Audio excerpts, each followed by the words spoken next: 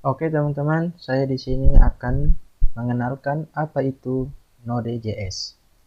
Node.js adalah platform buatan Riandal untuk menjalankan aplikasi web berbasis JavaScript yang dikenalkan pada tahun 2009. Dengan platform ini, Anda dapat menjalankan JavaScript dari sisi server.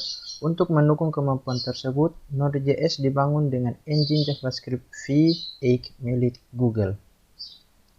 Di samping itu, Node.js juga memiliki pustaka server sendiri sehingga Anda tidak perlu menggunakan program server web seperti Nginx dan Apache. Dengan model event-driven dan non-blocking I/O-nya, Node.js lebih mampu menangani banyak proses secara bersamaan daripada platform bersifat thread-based networking. Node.js sendiri memiliki dua komponen utama, yaitu engine JavaScript V8 Google dan libuf library. Selain itu, platform tersebut menggunakan dua desain pattern, object pool dan facecade.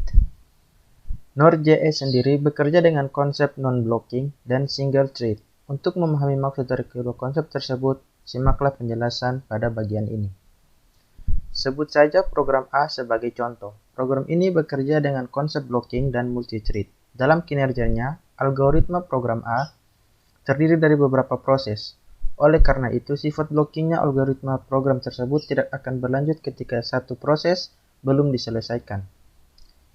Di sisi lain, ada program B yang bersifat non-blocking dan single thread. Program B dan A memiliki algoritma yang sama, akan tetapi kinerja program B tidak akan berhenti pada satu proses jika proses selanjutnya tidak memerlukan output proses sebelumnya. Inilah yang dimaksud dengan konsep non-blocking. Selain itu, program B hanya mengalokasikan thread pada proses yang aktif. Pada program A, thread diberikan kepada semua proses, baik yang aktif maupun yang belum.